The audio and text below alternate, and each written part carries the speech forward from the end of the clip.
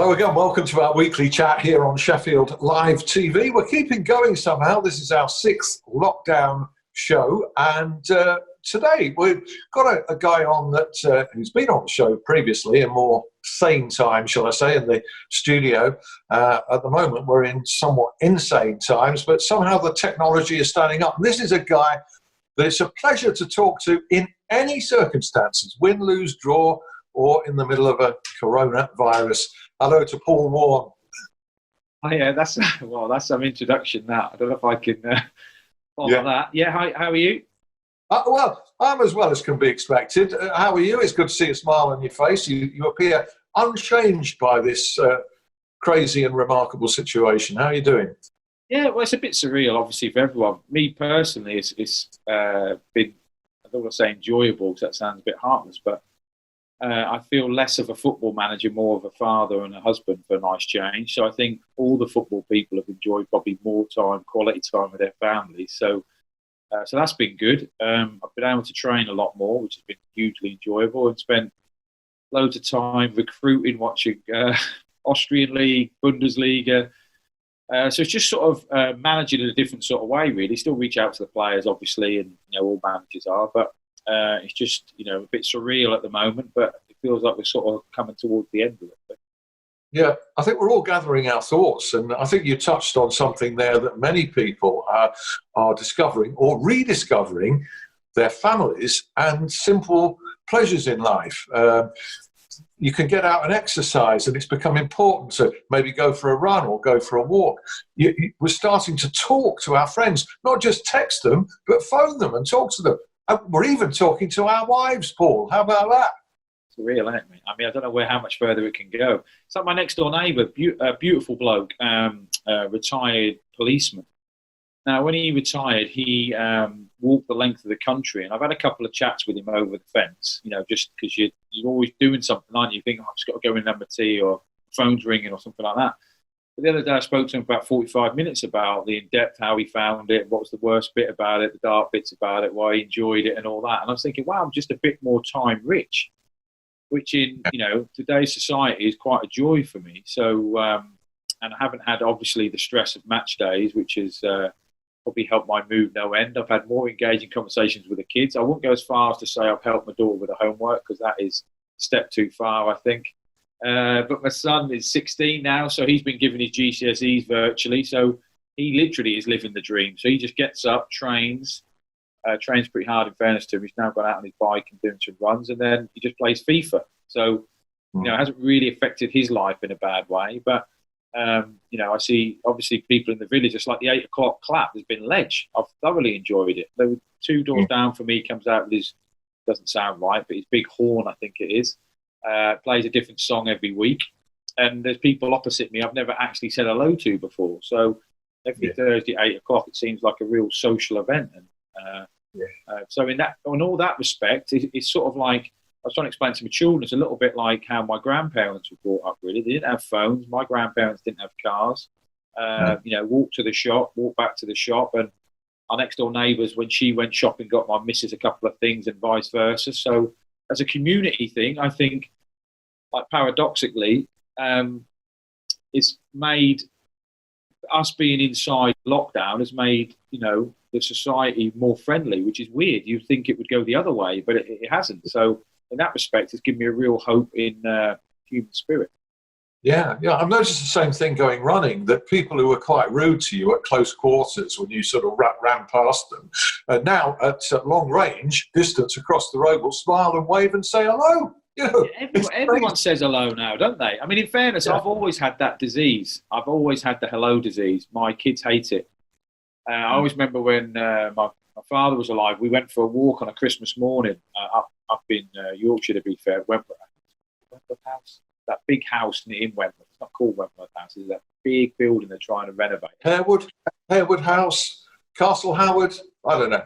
It's a good guess. But sorry, so I used to go for a walk with my dad, and my dad would say hello to everybody walking on the way out, but then say hello to him again on the way in. And my mum would say, "Look, Russell, you just said hello to them 10 minutes ago." And he's like, "Well, it don't hurt, does it?" So I'm blessed with the same hello gene. But luckily now, everyone I say hello to is socially obliged to say hello back. So it's great. Even Doncaster fans in the village say hello to me now. You can't say better than that. You really can't. No, exactly. I mean, we'll get on to the football in a minute, but people are talking, certainly journalists like me are talking about the need, which has been long apparent for me, for football to press the reset button. But in life, maybe there's a whole reset button now being reset for the better. Yeah, well, I mean, I can't speak for the whole nation, but I think everyone's probably slowed down a little bit. And I just don't know how many people will, during this time, have a change of career or a change of focus, or think, you know what, I can work from home 2 days a week. I can do that. Or I can, I can go for a walk with my family every day. I mean, that's a joy for me. I mean, last night we went for a walk, and unfortunately my kids have to walk 10K when I walk. So I walk with them every day, but it allows me to speak to them for an hour and 3/4 virtually without phones. And it's lovely. Whereas prior to that, if I'd have said to the kids we're going for a walk, they'd look at me like I'd gone out. They wouldn't believe it. Yeah. So things like that will definitely, I hope will definitely change. I'm not saying we'll go out for a walk every day. That won't happen. But I just think people are more connected to the simpler things in life, which isn't a bad thing. Yeah, I know when we were chatting before we started this interview, you said that you had no problem being sane in life. It was just football that made you insane. So do you feel, maybe out of common with many people, that there is anxiety out there and you can understand it. But has this break in some ways refreshed you from that point of view? You're living with that pressure all the time, suddenly it switched off. It has been really strange, because it's gone from one extreme to 9 games. You're second in the league. You think, oh my, you're that close to. You've worked for it like since last May. Really, it's just been 12 months in the planning, and then it sort of gets taken off you. I found the first couple of weeks really difficult to sit still. I did, and we're doing work in different ways now. But the first 2 weeks were surreal. But I do think now, which is a bit odd, many interviews I've done over the years, I've sort of saying, football management, I'm not really sure and all that. I feel a bit more grateful of the job now. I feel like it's made me realise that nothing lasts forever. Quite obviously, nothing, literally nothing.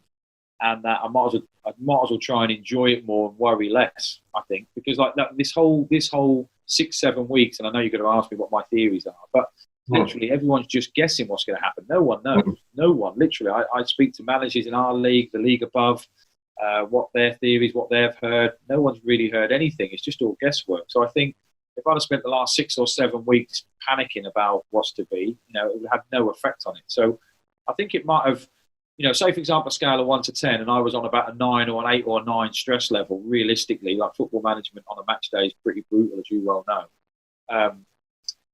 I reckon I'm about down to like a 2 or 3. And my only fear now really is my staff's jobs and the players' jobs and that going forward. And that is now a building stress really, because I don't know how the summer's going to take us. And if we are fortunate enough to go up, then that would obviously help the club financially, quite obviously, and would take a bit of pressure off me. So I'm more concerned about the people around me a little bit at the moment. But we're not at a 9 yet, thank goodness, and the sun's out. So Yeah. I mean, there's worries, there's uncertainty. Some people, even some in and around football, say it's disrespectful to be talking about playing football again at a time like this.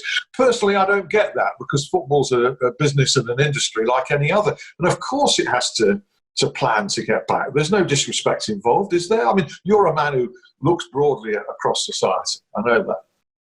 Yeah, I don't think it's disrespectful. I understand what people are saying. Obviously, it's not as important as saving people's lives and that. And I don't think any football pundit or journalist or player, manager ever talks about it like it's more than important than people's health. But obviously, that is not the case. But it's just a big hole in people's lives, I think, because even if you go and watch your team and they lose, you've still got, you still have that social interaction with all your friends. You see when Bury collapsed, there's loads of people, I read loads of sad stories about, like one lady, that was the only time she spoke to people when she went to the game. She saw them people sit around her, them seats every week, and now they don't have that social identity. So it is a big part in people's lives, and obviously people enjoy going to football matches, enjoy saying how the manager got it wrong or right, enjoy saying how their favourite player is having a stink bomb, but it's just everything what comes along with that. Like at the moment, you work all week, Well, some people can't work, I appreciate, but a lot of people still are. But you work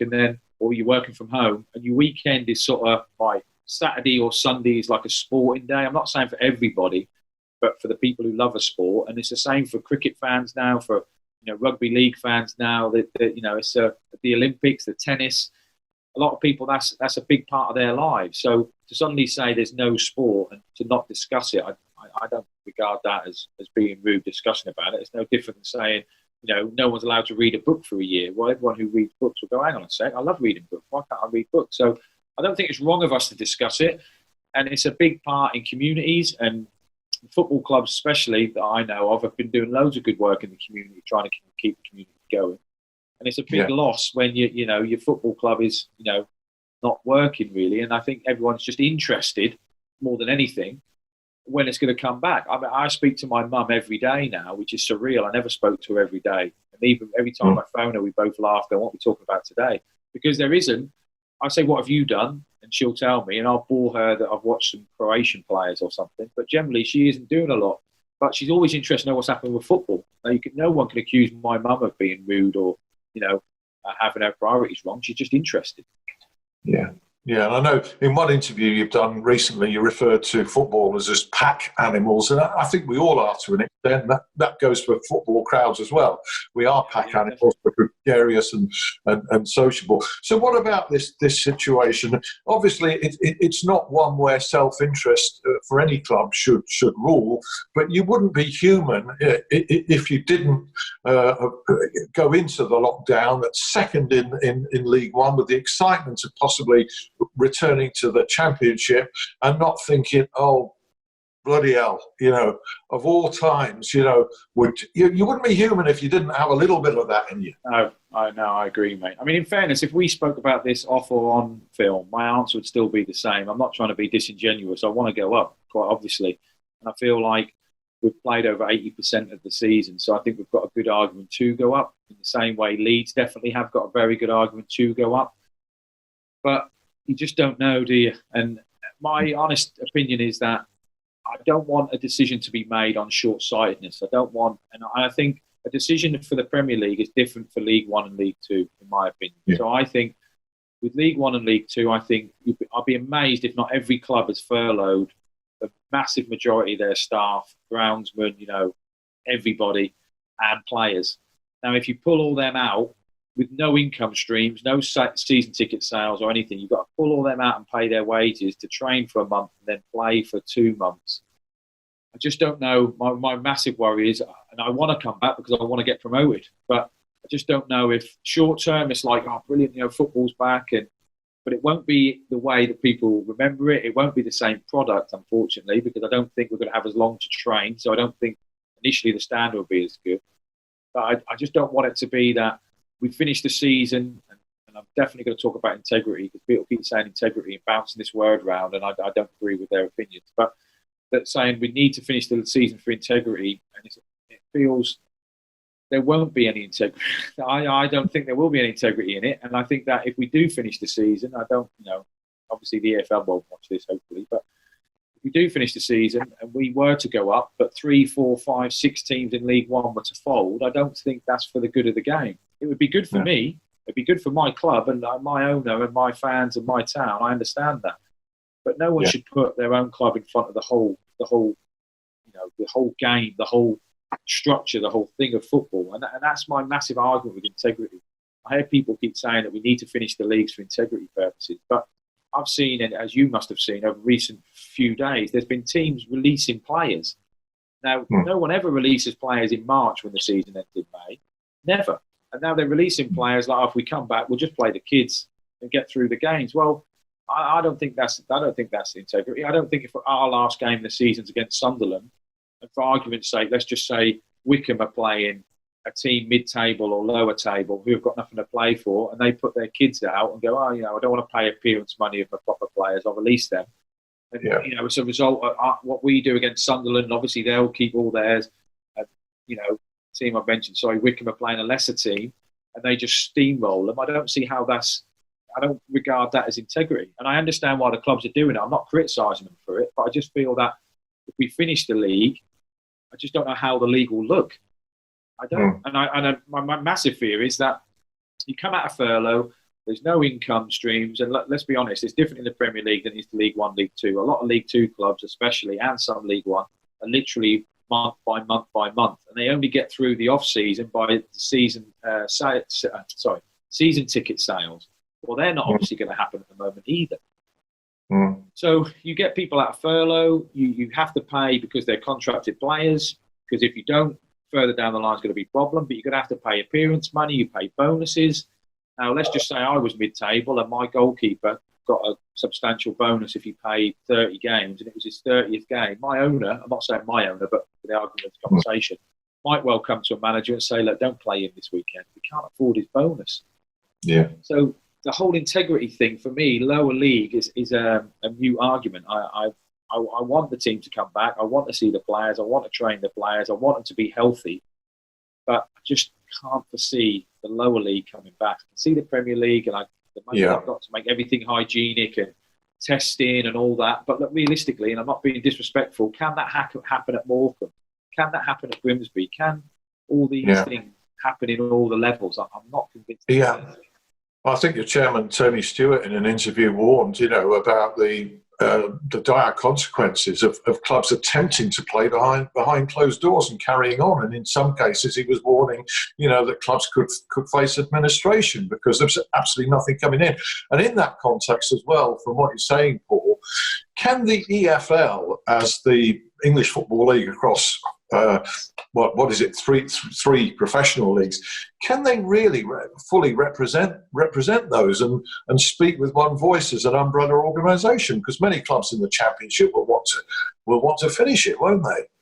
Yeah. Well, I mean that is the hardest thing, mate. I wouldn't want to make the decision, would you? It's impossible. No. And if you spoke to, and I understand completely, I don't know how it's going to end. I mean, I've got this theory that it might be the top two go up and the next four have the opportunity to go and play at, the English FA over a week or something like that. But if you ask the owner of, Rotherham what he thinks should happen, it's different to what the owner of Peterborough thinks. It's different to the owner of Burton thinks, and it's definitely different to the owner of Bolton thinks. So it's difficult, I think, for the EFL to speak to the owners and get a levelled response, because understandably everyone speaks for themselves, don't they? Like I said to you at the start, I'd be lying if I didn't think that we deserve to go up or I want to go up. Why would I not? I'm going to not save people's jobs, but potential financial ruin for us. If we went up, it would help the club no end, obviously. Yeah. But it's a difficult one to not please everyone. I think whatever decision comes out, it's going to disappoint some teams, isn't it? That either, there is a promotion, there is a relegation, there's no relegations. I mean, in my opinion, my humble opinion, and this would be the same if we were in 6th or 7th or 8th, and people can disagree with what I say, obviously, but I'm being sincere here and honest. If we were 6th and the chairman came to me and said, look, Paul, we've got two choices here. All the clubs have to vote. We have to vote on whether there's no promotions or no relegations, or there's just promotions. What do you want? Because I'm not bitter, I would definitely say, and I'm not an idiot, I would definitely say I'll take promotions, because it gets the two best teams out of my league. So next year, obviously I've got the two teams coming up like Swindon and Crewe, say, but I've given my club a much better chance to get up. And the same argument is for Leeds and West Brom. You're giving teams in the middle of the Championship a much better chance to get up if they get out of the league. But it's so hard that whenever you get asked this question, people think, well, you're just thinking about your own club. And maybe I am. Obviously, I want my club to go up. But if I wasn't in this position, my opinion would still be the same. Yeah. And Premier League, of course, is a different orbit, different world, different galaxy altogether in terms of them playing behind closed doors. They can afford it. Yeah. And in fairness, they can afford it, and they can do all the testing. And like for them to, however much it's going to cost to put a game on, say, 10,000, 15,000 pounds to put on the security, the stadium manager's still there, the paramedics are still there. There'll still be an unbelievable cost. In our terms, 15 grand in League One or League Two is a disaster when you've got no income. But 15 grand for the Premier League is not a problem. But fundamentally, I just hope that I'm still not 100% sure the Premier League will happen. If something happens in Germany or Spain in the next couple of weeks that puts it off, there's no way they're going to risk Premier League. And I just hope that the decision isn't made from wealth over health. That cannot be the case. As much as everyone wants football back, and as much as I'm hugely excited that Bundesliga's back, I'll definitely watch that. I'll have to pick a team. I'll have to buy a shirt, I think. But everyone's going to watch that. But until it actually starts, I just don't know. And the whole argument on neutral grounds is a disadvantage for the teams who are playing. You know, they had home games. I understand that. There's arguments everywhere. And the legality of it all and the opportunity, or not the opportunity, but the ugliness of it, that teams will sue if they don't feel like they've got what they deserved. And if the leagues finish and, you know, a certain club thought they could have got Champions League spot. And God, there's just so many connotations. I read that Rangers, their next Europa game is penciled in for August the 6th. Now, they're in the quarterfinals, I think, of the Europa. So August the 6th. Now, the qualification for next season's Europa is August the 13th. So they're going to play in the quarterfinal for this season and then supposedly playing next season's round 1. But if they win the Europa, they're in the Champions League and they're not in the Europa. So there's so many minor problems. The other massive problem for us at our level, mate, is contracts run out at the end of June. Now, I understand it's the same for Premier Leagues, but realistically, you go through Arsenal, Man U, Sheffield United, whatever you want to say, most of their players are on very, very long contracts, 2, 3, some of them sign 5, 6 year contracts, don't they? Most of the players in League One, League Two are on 2 years, probably max. A lot of them just get recycled every year. I saw MK Dons today. They've got 12 people out of contract. Now, if we go and play in July, what's going to happen? I mean, you can say that they can extend them, but they might not be able to afford to extend them.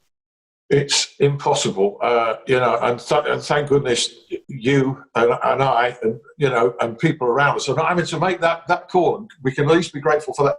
In part two, we'll return to one or two other things. I know Rotherham United in the community are helping out via the New York Stadium. We'll talk about that, and also the fact that you've now been a manager for 3.5 years, incredibly, something you said you didn't want to do. We'll come to that in part two, along with a guy that you know who's joining us, Simon Frost, who's the chief executive of Sheffield and Hallamshire FA, with a bit of good news for clubs at grassroots level via the cost of football. So we'll rejoin you all in 5. Take a short break, and hope you can come back to us then. We'll see you.